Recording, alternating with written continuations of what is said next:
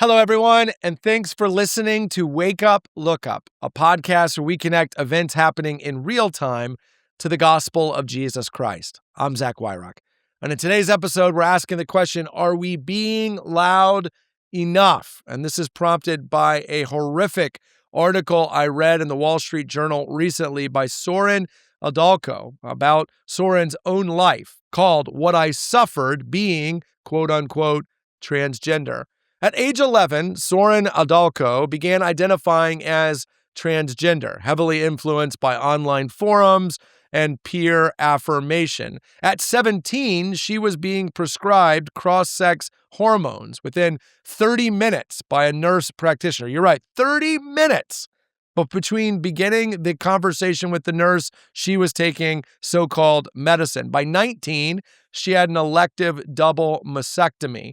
After the surgery and the bodily mutilation that comes with that, complications were ignored by her original care team, and only later did she receive actual emergency care and begin questioning the ideology that led her there. In other words, she was the only one saying, my body is negatively responding to this.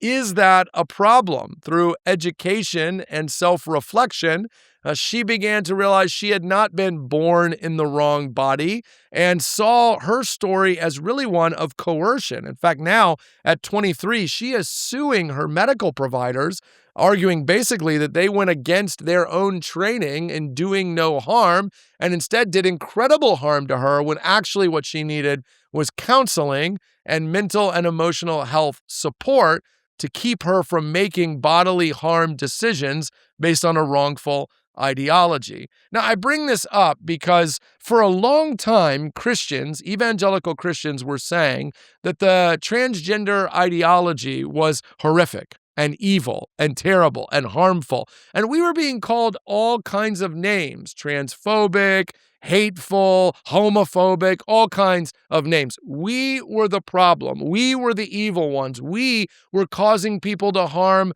themselves.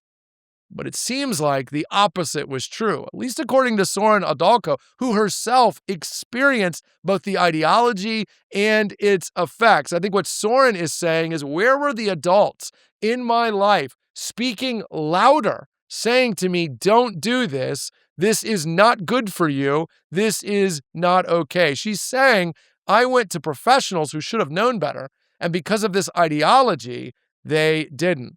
I can't help but hear the words of the Apostle Paul here from Ephesians 5:11, who says this, take no part in the unfruitful works of darkness, but instead expose them.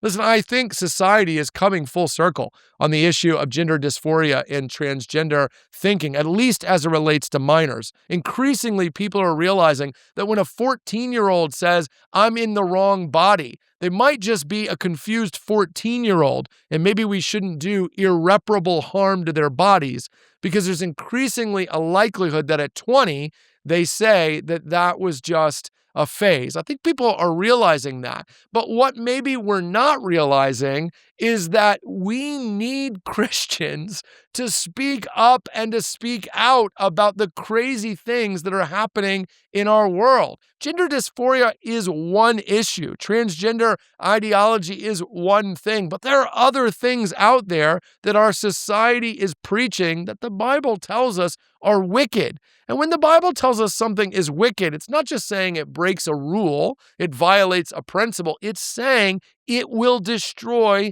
people's lives. Remember that God made a world that was good and he gave it to us. All he's ever wanted for us is that we would flourish under his leadership, under his watchful care. He is, in Psalm 23, the shepherd who leads us to green grass and takes us to still waters. When we reject him, we reject our own health. When we reject God, we reject our own prosperity. So Christians must be loud on issues of destruction. Of course, the problem with that is you're gonna get called names. That is what's going to happen. In fact, this is not even a podcast for a larger society. Hey, listen to us Christians. This is a podcast for Christians. You're going to have to get comfortable being labeled things. I remember when I started Wake Up, Look Up, I asked my wife if she was okay with me doing this. I said, there's a good chance we're going to be at a restaurant or a grocery store and someone's going to call me homophobic, transphobic, or whatever the name du jour is of that given week. Are we comfortable with that as a family? Well, we have to be, because people are hurting themselves. People are leading themselves and their children and their families and their friends to destruction.